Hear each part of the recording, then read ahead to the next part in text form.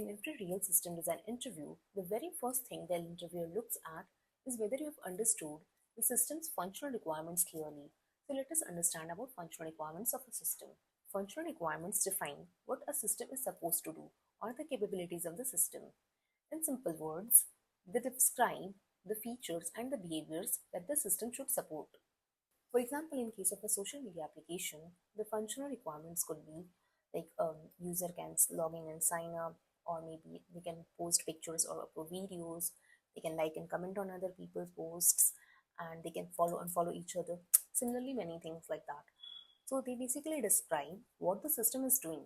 Okay, so these are the functional requirements here. So the functional requirements answers questions like what actions can the user perform, what kind of inputs does the system accept, what kind of output the system produces, and what is the response to certain requests in the system, what kind of data can be created, read, updated, or deleted, and many more. Also, it is equally important to understand what functional requirements are not. So, the functional requirements do not describe things like how fast the system should be, or maybe how many users the system should support, or maybe how much available or reliable the system should be.